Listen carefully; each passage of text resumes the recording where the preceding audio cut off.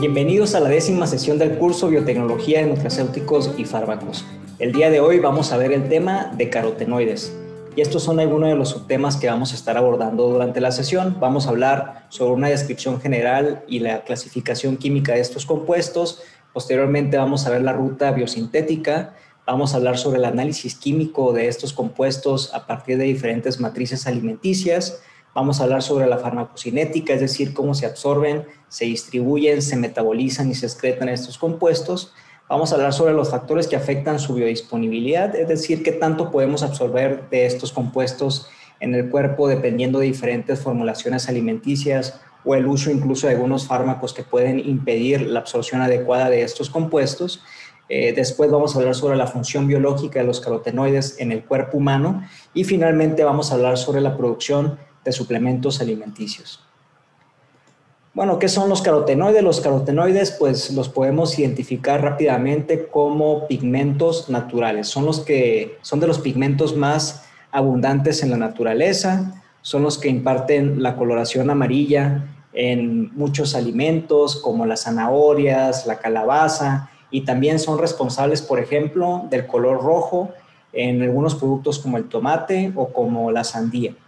A la fecha se han encontrado alrededor de 600 carotenoides y también forman parte importante de la dieta de algunos animales, como por ejemplo los flamingos que se alimentan de microalgas. Las microalgas son una fuente también muy importante de carotenoides y al consumir los animales estas microalgas, también por ejemplo el camarón, por eso la coloración naranja del camarón, se logran acumular compuestos en su estructura, por ejemplo, en el plumaje de los flamingos, en la cáscara del camarón, debido al consumo de sus alimentos que son ricos en carotenoides.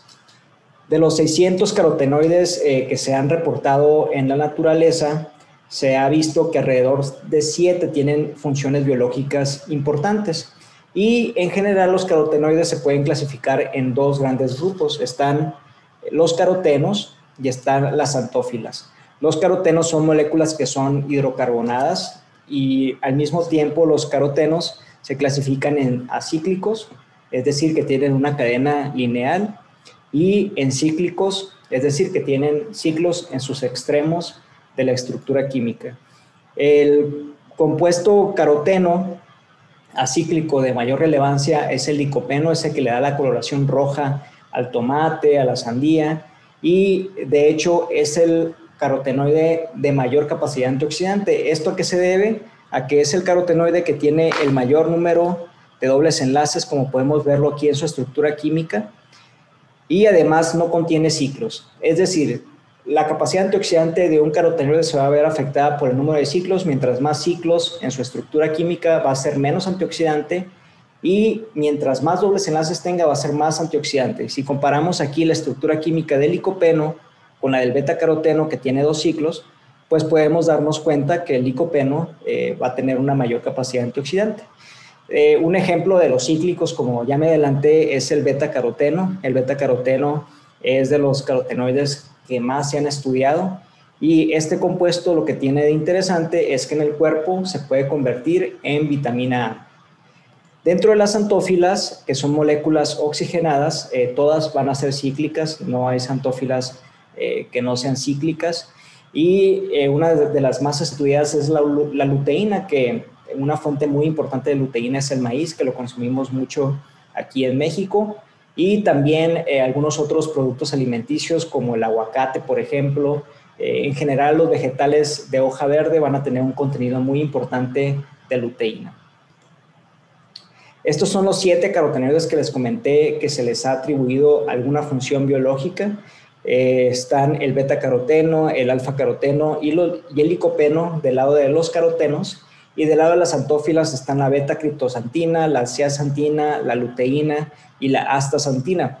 En el caso del beta-caroteno, el alfa-caroteno y la beta-criptoxantina tienen una característica importante en su estructura química que les va a permitir ser carotenoides provitamina A. Es decir, que en el cuerpo se van a poder convertir en vitamina A. Por ejemplo, el beta-caroteno es una molécula que es simétrica, si se pueden dar cuenta, y al momento de cortarla en dos, aquí en el enlace 15-15', vamos a lograr tener dos moléculas idénticas que en el cuerpo se van a convertir en vitamina A, como lo vamos a ver más adelante en la clase.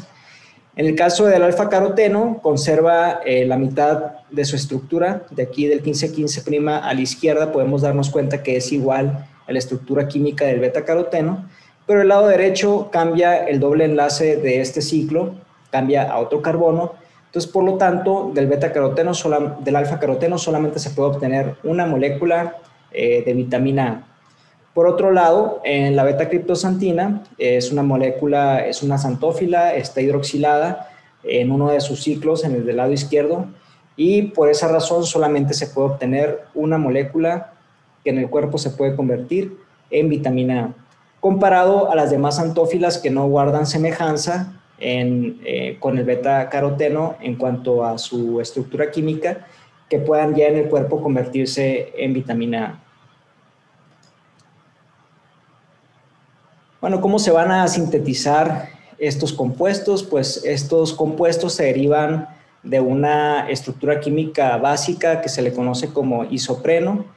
Son isoprenoides, que a su vez los isoprenoides se clasifican como hemiterpenos, monoterpenos, sesquiterpenos, diterpenos, sesterterpenos, triterpenos y tetraterpenos, que es el caso de los carotenoides. Los carotenoides son tetraterpenos y la unidad fundamental o el precursor de estos compuestos es el isopentenil difosfato, que se isomeriza hacia dimetil alil difosfato. Entonces van ocurriendo condensaciones entre estas dos moléculas que va a hacer que se vayan formando moléculas de 10 carbonos. Aquí entra otra molécula de isopentenil difosfato para que se forme una molécula de 15 carbonos. Después entra otra molécula de isopentenil difosfato para que se forme una molécula de 20 carbonos, ya sucesivamente. Y en este caso se unen dos moléculas de C20 para formar los tetraterpenos, que es el caso de los carotenoides.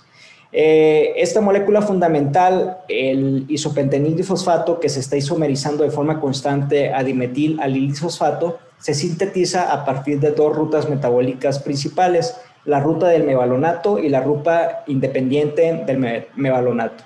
En el caso de la ruta del mevalonato, el precursor biosintético es el acetilcoenzima A, y después de una secuencia de varias reacciones enzimáticas, el acetilcoenzima A se va a convertir en isopentenil difosfato. Y en el caso de la ruta independiente del mevalonato, el precursor biosintético va a ser el ácido pirúvico en conjunto con el gliceraldehído 3-fosfato, que de igual forma, después de una secuencia de reacciones enzimáticas, se va a obtener el isopentenil difosfato, que se va a estar, como les comento, isomerizando al dimetil alil difosfato, que se van condensando y se van formando moléculas de 5, 10, 15, 20, 25, 30 y 35, 40 carbonos. Aquí está la ruta general de biosíntesis de los carotenoides. Si nos fijamos, pues en resumidas cuentas tenemos al dimetil alil difosfato que se va a estar condensando con el isopentenil difosfato para formar el geranil difosfato, que es una molécula de 10 carbonos. Aquí actúa la enzima geranil difosfato sintasa.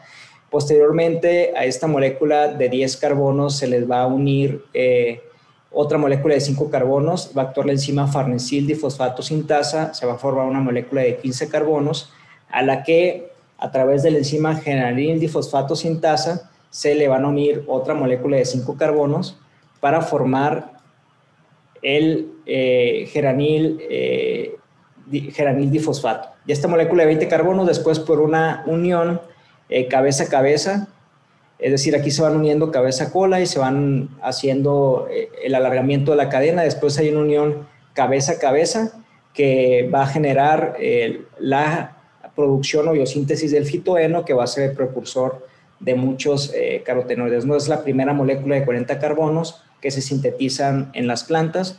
Y después, por varias reacciones de desaturación, vamos a empezar a la generación ya de los compuestos carotenoides que son bioactivos. Hay reacciones de desaturación para sintetizar el licopeno. El licopeno va a ser el precursor biosintético del beta-caroteno, en donde ocurren reacciones de ciclación. O sea, a partir de ciclases vamos a transformar el licopeno en beta-caroteno, y después hay reacciones de hidroxilación o de oxidación que va a hacer que se transforme el beta-caroteno en las xantófilas. Entonces, el precursor biosintético del beta-caroteno es el licopeno y el precursor biosintético de las xantófilas es el beta-caroteno. ¿Cómo se analizan químicamente los carotenoides? Bueno, ya hablamos mucho sobre este tema en una de las sesiones del curso de análisis químico de compuestos nutracéuticos.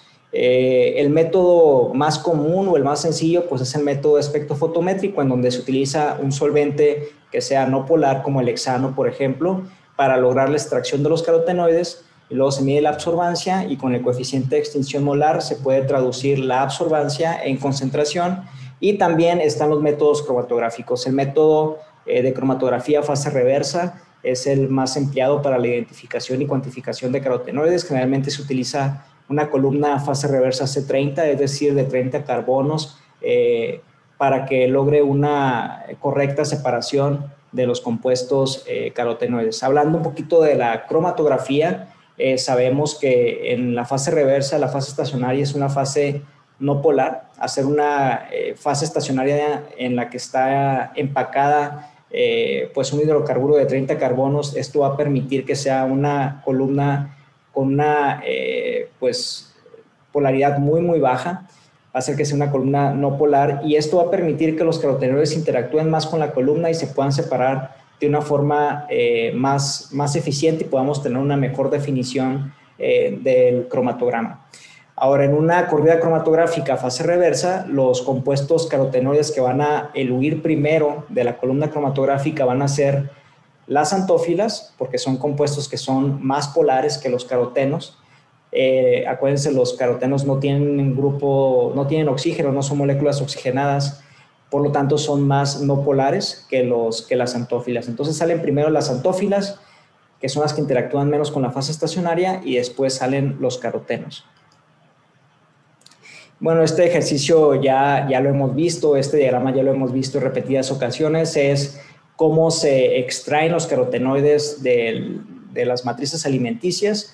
Para mayor referencia y mayor detalle sobre este tema hay que regresar a la sesión de análisis químico de compuestos nutracéuticos, pero sí me gustaría recordar algo muy importante, que los carotenoides son moléculas que son muy complejas de analizarse porque son muy inestables. Cuando las estamos extrayendo, el contacto con el oxígeno va a hacer que un caroteno, por ejemplo, se pueda convertir en xantófila, entonces cambiamos su estructura química y ya no vamos a obtener un perfil cromatográfico que sea fidedigno.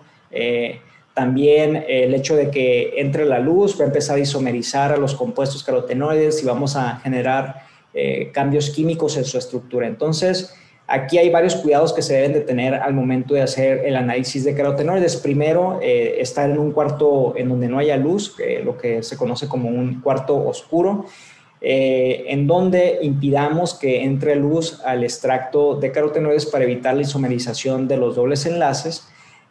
También es muy importante el uso de estándares internos. Ya vimos qué es un estándar interno, recordando un poquito, es un compuesto que se agrega al alimento para poder determinar qué tanto de los compuestos de interés se van degradando durante el proceso de extracción de los compuestos carotenoides. Y en este caso, para los carotenoides, el estándar interno más utilizado es el beta-APO8' carotenal, que se agrega en una concentración parecida a la que se encuentran los carotenoides que queremos analizar en la matriz alimenticia. Los carotenoides, dependiendo si son xantófilas o si son carotenos, se van a encontrar unidos a lípidos, por ejemplo, y en el caso de las xantófilas, por sus grupos hidroxilo, generalmente van a estar esterificadas. Por lo tanto, las xantófilas, si es un alimento que sea rico en xantófilas, vamos a tener que hacer forzosamente una saponificación para poder hacer el análisis correcto de los carotenoides. Pero si es un alimento, por ejemplo, como la zanahoria, que lo que tiene es principalmente beta-caroteno y alfa-caroteno, que no son xantófilas, estos compuestos los vamos a poder extraer sin necesidad de, a extraer y analizar sin necesidad de hacer una saponificación, y eso evita que los compuestos se vayan degradando todavía más durante el proceso de extracción y de purificación de las muestras previo a su análisis por cromatografía. Bueno, este es el resumen. Recuerden hay que hacer extracciones de los carotenoides de forma consecutiva en el tejido hasta que quede incoloro para asegurarnos la completa extracción de los carotenoides. En el caso del aguacate, por ejemplo, se tienen que hacer al menos 3 extracciones del mismo tejido con el solvente. En este caso se utiliza generalmente acetona, porque el aguacate tiene principalmente xantófilas, entonces es más eficiente la acetona para la extracción de las xantófilas, pero se tienen que hacer extracciones consecutivas para asegurarnos la completa extracción del carotenoide. Bueno, y también recordando el mismo tema de alguna otra sesión que ya hemos tenido, pues estos son los datos que nos pueden servir para hacer el cálculo de los carotenoides partiendo de un dato de absorbancia, ¿no? Tenemos la absorbancia, aquí están los coeficientes de extinción molar, los pesos moleculares de los diferentes compuestos, los solventes en los que se recomienda hacer la extracción de esos compuestos porque es a los que son más afines, y aplicando la ley de Lambert-Beer podemos convertir los datos de absorbancia en concentración. Y este pues, es un ejemplo de un cromatograma obtenido a partir de una extracción de carotenoides del aguacate, y como les comentaba podemos ver que los que primero salen de la columna cromatográfica van a ser las xantófilas como la neoxantina, la luteína, la zeaxantina, y finalmente vamos a tener a los carotenos. Y también, como podemos ver en esta imagen, el compuesto de mayor abundancia es la luteína, que pues es un compuesto muy importante para prevenir la degeneración macular, como lo vamos a ver más adelante. Ahora, ¿cómo se absorben, se distribuyen y se metabolizan estos compuestos? Pues los carotenoides se encuentran generalmente ligados, como les comenté, esterificados a grasas, o se encuentran unidos a proteínas porque forman parte del aparato fotosintético de las plantas. Entonces se encuentran en proteínas relacionadas con la fotosíntesis y ahí se encuentran unidos. Entonces lo que ocurre una vez que consumimos el alimento, pues obviamente ya como le hemos visto previamente, masticamos el alimento, empezamos a inducir la liberación de los compuestos importantes, y una vez que llega al estómago, las condiciones acídicas del estómago va a hacer que se empiecen a liberar los carotenoides de las proteínas. Y ya que llegan al intestino delgado, en el intestino delgado los carotenoides que son provitamina A se van a convertir en vitamina A dependiendo de la necesidad del cuerpo. Algo bien interesante que se sigue estudiando, no se conoce todavía el mecanismo con exactitud o con precisión, pero se sabe que el cuerpo va a transformar en vitamina A la cantidad que necesita el cuerpo. Es decir, si ahorita el cuerpo tiene deficiencia de vitamina A y estamos consumiendo beta-caroteno, el cuerpo va a transformar ese beta-caroteno en vitamina A. Pero si el cuerpo tiene suficiente vitamina A, no va a ocurrir esa transformación en el intestino delgado y vamos a absorber el beta-caroteno en el torrente sanguíneo, y así es como lo vamos a metabolizar como beta-caroteno. Y eso es muy importante porque prevenimos de esa forma la toxicidad posible que pueda haber por el consumo en exceso de la vitamina A.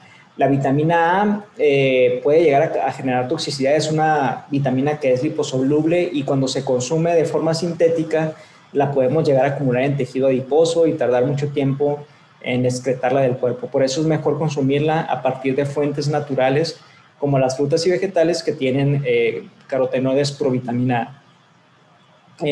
Ya cuando se conviertan en vitamina A, en el intestino delgado, los carotenoides que se conviertan se van a empaquetar en los kilomicrones, que ya esto también lo tenemos muy estudiado en el curso. En resumen, pues en el estómago va a ocurrir una proteólisis que va a liberar los carotenoides de las proteínas, y una vez que llegan esos carotenoides al intestino delgado, se van a convertir en vitamina A, aquellos que sean provitamina A, y los que no se quedan en su forma química de carotenoide y se van a empaquetar en los kilomicrones. Posteriormente, los kilomicrones van a empezar a distribuir los carotenoides en tejido muscular, tejido adiposo, y la gran mayoría van a llegar al hígado. ¿Y cómo se convierten esos carotenoides por vitamina A en vitamina A? Pues hay una enzima muy importante que actúa en el intestino delgado, la enzima 15-15' dioxigenasa, como les he estado comentando previamente, que lo que va a hacer esta enzima es generar dos moléculas de retinal si partimos, por ejemplo, de beta-caroteno. Y esta ocurre principalmente en el intestino delgado, aunque en el hígado también puede ocurrir síntesis de vitamina A. Esta reacción no es 100% eficiente, se pueden generar compuestos, puede actuar de forma no simétrica la enzima, entonces se esperaría que se obtengan dos moléculas de retinal y luego dos de retinol, es decir, dos moléculas de la forma activa de vitamina A, pero no es 100% eficiente la reacción. Pero si generamos vitamina A o para generar vitamina A, lo que necesitamos primero es la obtención de retinal a partir del 15,15' dioxigenasa, y este retinal actúa después una reductasa que va a transformar el retinal en retinol, que es la forma activa de la vitamina A, y posteriormente, si tenemos un exceso, pues vamos a empezar a acumular esta vitamina A como ésteres de retinil. Y como les comento, esto ocurre principalmente en el intestino delgado, pero también en el hígado puede ocurrir la síntesis de vitamina A. Ahora, ¿qué es lo que va a afectar la biodisponibilidad de los carotenoides? Bueno, hay muchos factores que van a determinar si se pueden absorber apropiadamente o no los carotenoides, pero los que van a afectar van a ser aquellos que afecten la absorción de la grasa. Los carotenoides van a ir diluidos en grasa, entonces si van diluidos en grasa va a ser más fácil que podamos absorberlos en el intestino delgado, pero si van como carotenos libres en alguna, por ejemplo, suplemento alimenticio que no esté disuelto ese carotenoide en una matriz oleosa, va a ser complicado que los podamos absorber en el intestino delgado.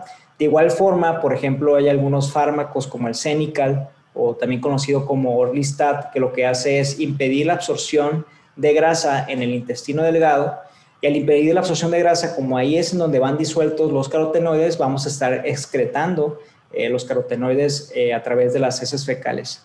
Aquí hay un estudio en el que se demuestra precisamente eso, que el beta-caroteno y el alfa-caroteno y el licopeno se ven afectadas su absorción en pacientes que están tomando Xenical, y las que se ven menos afectadas son las antófilas, porque pues tienen una polaridad distinta. Sin embargo, también se ven afectadas en su absorción.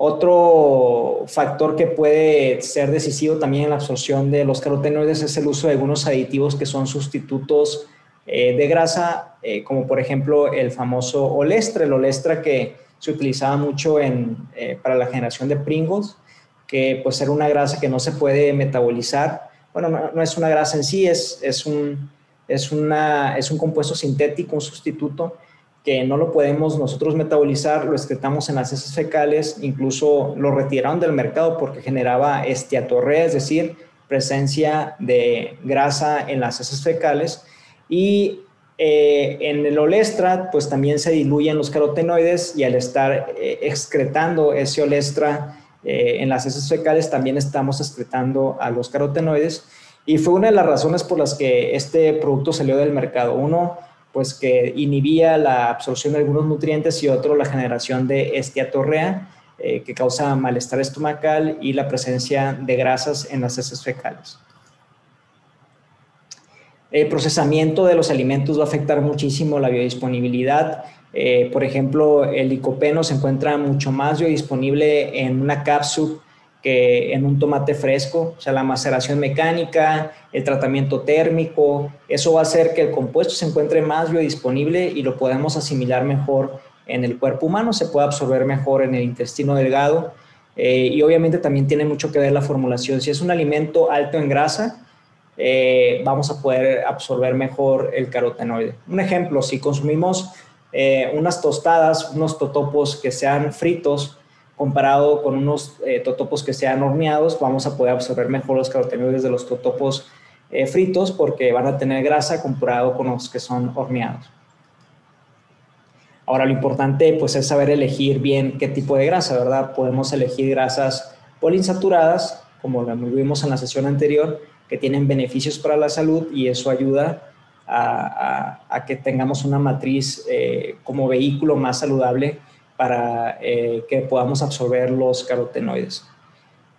También el procesamiento, como les dije ahorita, la generación de purés o incluso la alta presión hidrostática, como lo vimos en otras sesiones, que lo que hace es pasteurizar en frío los alimentos y inducir la ruptura de las membranas celulares y la desnaturalización de algunas proteínas, hace que los carotenoides sean más biodisponibles, como lo podemos ver en esta imagen que está aquí. Esta es la concentración de carotenoides cuantificada en una muestra sin presurizar, y este es el contenido de carotenoides en una muestra presurizada. No quiere decir que se hayan generado carotenoides, sino más bien estamos induciendo la liberación y de esa manera el carotenoide se encuentra más biodisponible en el cuerpo.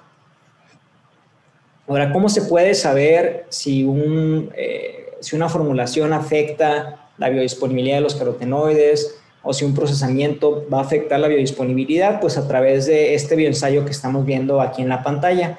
Es un bioensayo en el que se utilizan células CACO2, es decir, células de cáncer de colon, que cuando las cultivamos en una caja Petri asemejan el epitelio del intestino delgado.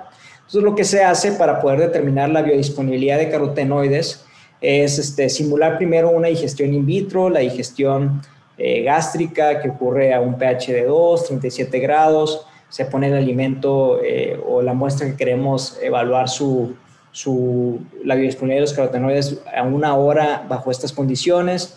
Posteriormente se hace la digestión pancreática, que ocurre en el intestino delgado, a un pH de 6.9 a 37 grados durante 2 horas. Y una vez ya digerido in vitro el alimento, se agrega a las cajas Petri, en donde se encuentra ya el cultivo de células CACO2. Se dejan por ahí a 4 horas a 37 grados centígrados y se evalúa qué tanto de los carotenoides se logran absorber en las células. Y posteriormente se toma el cultivo celular y se toman las células y se analizan el contenido de carotenoides para ver qué tanto de esos carotenoides que se incorporaron en la caja Petri donde está el cultivo lograron ser absorbidos por las células. ¿Cuáles son las principales funciones de los carotenoides? De esto nos van a hablar muchos sus compañeros en la presentación que van a hacer sobre beta-caroteno. Van a entrar a profundidad. Esta presentación habla de forma general sobre los carotenoides. Pero bueno, uno de los principales mecanismos de acción de los carotenoides es su capacidad antioxidante. Tienen la capacidad de neutralizar radicales libres. También se han correlacionado con mejorar algunos aspectos del sistema inmunológico, principalmente el licopeno. El beta-caroteno, como les he comentado, previene la ceguera nocturna, es decir, se transforma en vitamina A. La vitamina A es fundamental para que nosotros podamos ver al menos sombras durante la oscuridad. Tenemos, por ejemplo, una proteína en los ojos que se llama rodopsina, que es activada por la vitamina A. Y el beta-caroteno va también a prevenir la catarata y el glaucoma. Entonces, en términos generales, el beta-caroteno, una de sus principales funciones es convertirse en vitamina A, activar la rodopsina para que podamos ver en la oscuridad, prevenir la ceguera nocturna y también prevenir la catarata y el glaucoma. Y en el caso del licopeno, con lo que más se ha correlacionado es con la prevención del cáncer de próstata. Bueno, ¿de qué depende la capacidad antioxidante de un carotenoide? Ya se los mencioné previamente, depende del número de ciclos y del número de dobles enlaces. Mientras más lineal sea la estructura química, va a ser más antioxidante, y mientras más dobles enlaces sea la estructura química, va a ser más antioxidante. Entonces, un licopeno va a ser más antioxidante que un beta-caroteno porque tiene más dobles enlaces y porque no tiene ciclos en sus extremidades. Ahora, ¿cómo se produce un suplemento alimenticio rico en carotenoides? Esto también es un repaso de lo que ya hemos estado viendo en las diferentes sesiones. Obviamente hay que seleccionar primero la fuente, cuál es la fuente que tiene más abundancia del carotenoide que queremos purificar. Por ejemplo, si queremos extraer beta-caroteno, fuentes importantes son el maíz, la zanahoria, la calabaza. En el caso del licopeno, la guayaba de pulpa roja, la toronja, la sandía, el tomate. En el caso de la luteína, los vegetales de hoja verde, como les comenté, también el pimiento, el aguacate, el kale, vegetal que tiene muchísimos compuestos antioxidantes, entre ellos la luteína. Las acelgas también tienen mucha luteína, todos los vegetales de hoja verde. Y la criptosantina la podemos obtener, por ejemplo, del mango, de la naranja, de los cítricos, del durazno. Y bueno, pensando, por ejemplo, que vamos a extraer xantófilas, una buena opción puede ser el pimiento morrón, que tiene un alto contenido de luteína. Y bueno, como lo vimos en sesiones anteriores, hay que hacer el cultivo de la fuente. Después, en este caso, tendríamos que hacer una maceración mecánica para reducir el tamaño de partícula del tejido del que vamos a extraer los carotenoides. Después, una extracción sólido-líquido. Por ejemplo, en este caso, si queremos extraer xantófilas, pues la acetona puede ser un solvente adecuado para extraer la mayor parte de ellos. Se centrifuga después el tejido para eliminar los restos del material vegetal. Después se hace una ultrafiltración para terminar de eliminar restos que hayamos acarreado después de la centrifugación. Y después nos quedamos con el sobrenadante para hacer una cromatografía fase reversa y recuperar únicamente el o los carotenoides que queramos purificar. Después de esta ultrafiltración también pudiéramos hacer una concentración al vacío para quedarnos con los compuestos y tener un extracto de pimiento morrón rico en carotenoides sin tener que purificarlos, pero si queremos los compuestos ya puros, pues pasamos una cromatografía fase reversa, después una concentración al vacío, una liofilización y finalmente un encapsulado durante el pulimiento, en donde pues, los carotenoides se comercializan como soft gels, en el que pues, los carotenoides van disueltos muchas veces en aceite de maíz, y como excipiente muy importante, en la mayoría de los casos se utiliza vitamina E, es decir, los tocoferoles, para evitar que se vayan degradando los carotenoides durante la vida anaquel del suplemento alimenticio. Y otra opción es partir de microalgas, como por ejemplo podemos utilizar algunos organismos como la Dunaliella salina. Este cultivo se hace crecer en medio salino para que crezca, es su medio ideal. Se hace el cultivo en un fotorreactor y posteriormente se centrifuga, se recupera todo pues obviamente el material junto con el sobrenadante, la biomasa, se centrifuga para recuperar a la biomasa, se hace una homogenización en medio ácido, posteriormente centrifugamos para eliminar el resto del material biológico. Y después del sobrenadante se puede recuperar el caroteno con aceite de maíz, es decir, hacemos un fraccionamiento de dos fases, en el que en la fase del aceite nos va a quedar el beta-caroteno y ya nos queda listo, ya sea para la adición de vitamina E y encapsular, y así tendríamos un extracto rico en beta-caroteno, o para posteriormente hacer saponificación, una cromatografía fase reversa, una concentración al vacío y obtener una cápsula rica en beta-caroteno. Bueno, con esto terminaríamos el tema del día de hoy, el tema de los carotenoides. Vamos a complementar toda esta información con la presentación que sus compañeros van a proporcionarnos sobre beta-caroteno, y pues espero que les haya sido útil la información presentada. Y nos vemos en la sesión número 11.